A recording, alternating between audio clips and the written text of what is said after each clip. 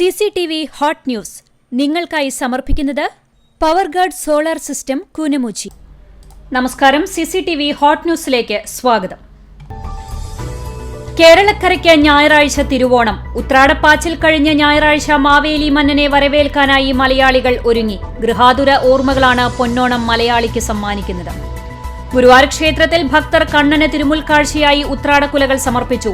ഭക്തർ മത്സരബുദ്ധിയോടെ എത്തിയതോടെ ഭഗവത് സന്നിധിയിൽ നൂറുകണക്കിന് കാഴ്ചക്കുലകൾ കുന്നുകൂടി. കുന്നംകുളത്ത് പൂക്കളുടെ വിൽപ്പന രംഗത്ത് 3 പതിറ്റാണ്ട് പിന്നിടുകയാണ്. വെള്ളറക്കാട് സ്വദേശി കൊല്ലംപടി പട്ടത്ത് വളപ്പിൽ 67 വയസ്സുള്ള മോഹനനും ഭാര്യ ഉഷയും.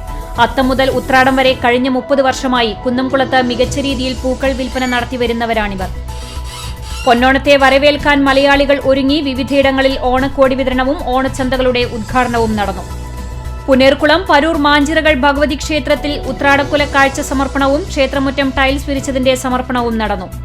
പോർക്കുളത്ത് 9 കിലോ കഞ്ചാവുമായി 4 പേരെ ജില്ലാ ലഹരിവിരുദ്ധ സ്ക്വാഡും കുന്നംകുളം പോലീസും ചേർന്ന് അറസ്റ്റ് ചെയ്തു. നാട്ടിൻപുറങ്ങൾക്ക് അക്ഷരവെളിച്ചം പകർന്നേറിയ ഗ്രന്ഥശാലകൾക്കായുള്ള ദിനമാണ് സെപ്റ്റംബർ 14. കേരളത്തിൽ സംഘടിത ഗ്രന്ഥശാല പ്രസ്ഥാനത്തിന് തുടക്കം കുറിച്ച സെപ്റ്റംബർ 14നാണ് ഗ്രന്ഥശാലാ ദിനമായി ആചരിക്കുന്നത്. തൃശൂർ കോഴിക്കോട് റൂട്ടിൽ സർവീസ് നടത്തുന്ന ലിമിറ്റഡ് സ്റ്റോപ്പ് ബസ്സുകളുടെ മത്സരയോട്ടം അവസാനിപ്പിക്കണമെന്നാവശ്യപ്പെട്ട് ലിമിറ്റഡ് സ്റ്റോപ്പ് ബസ്സുകളെ കുന്നംകുളം ടൌണിൽ വെച്ച് തടഞ്ഞ് ബോധവൽക്കരണം നടത്തി Kunnamkulam block Congress committee.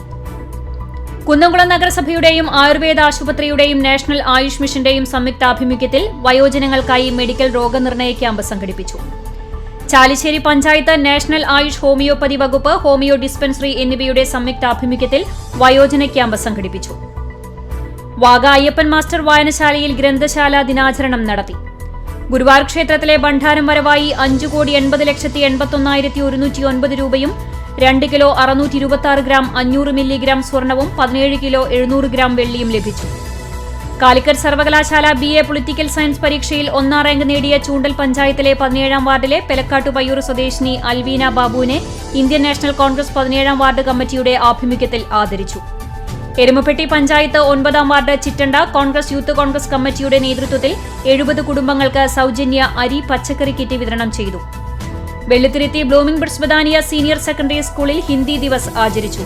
CCTV hot news നിങ്ങൾക്കായി സമർപ്പിക്കുന്നത് പവർഗാർഡ് സോളാർ സിസ്റ്റം കൂനമുച്ചി. ഇതോടെ CCTV ഹോട്ട് ന്യൂസ് സമാപിക്കുന്നു. കൂടുതൽ വാർത്തകൾക്കും വിശേഷങ്ങൾക്കും ഞങ്ങളുടെ web page, YouTube channel, Facebook page എന്നിവ സന്ദർശിക്കുക.